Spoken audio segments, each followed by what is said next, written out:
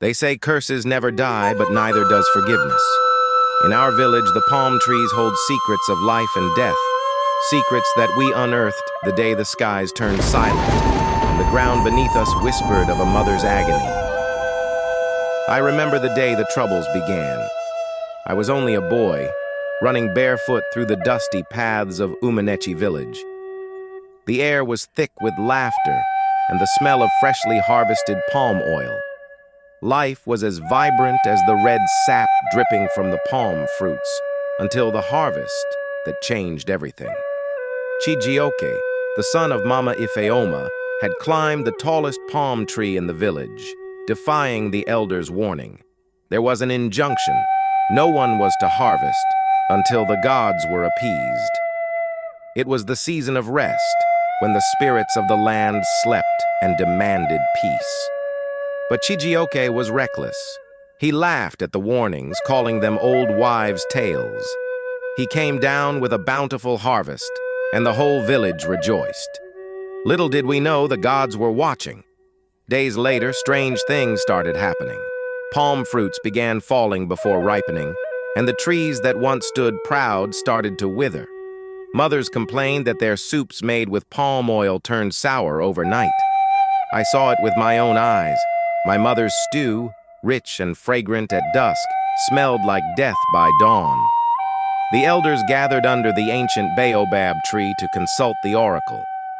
The verdict sent shockwaves through the village. Mama Ifeoma's naked prayers had brought a curse upon us, they said.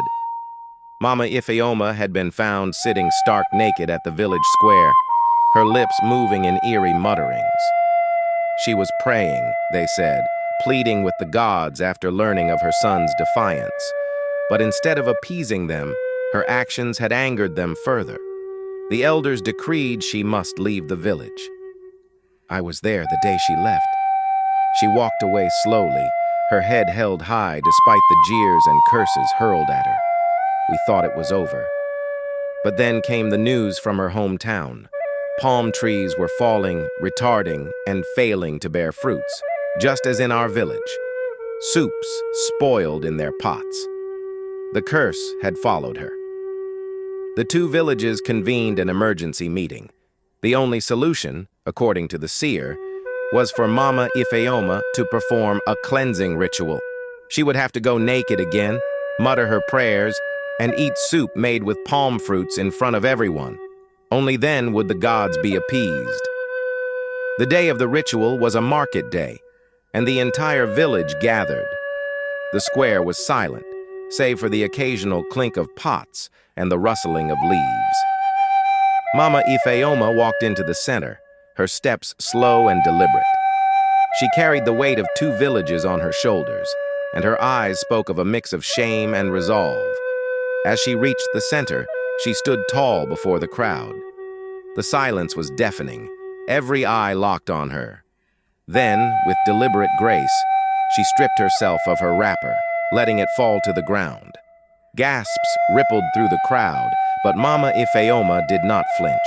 She sat down, her body bare, and began muttering prayers under her breath.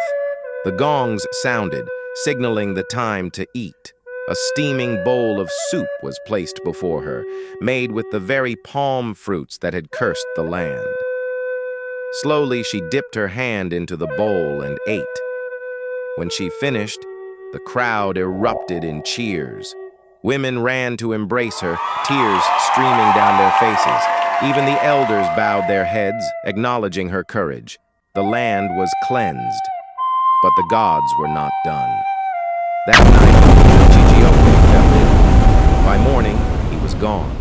His death was a painful reminder of the price of defiance. Yet as the days passed, the palm trees began to grow again, their fruits ripening, their sap sweet. I still remember Mama Ifeoma's face the day she returned to the village. She walked into the square, not as an outcast, but as a hero. The people sang her praises, but she remained silent, her eyes filled with sorrow and wisdom. The mysterious palm tree taught us a lesson we would never forget. It wasn't just about the gods or the curses. It was about respect. Respect for the land, for traditions, and for the unseen forces that guide us.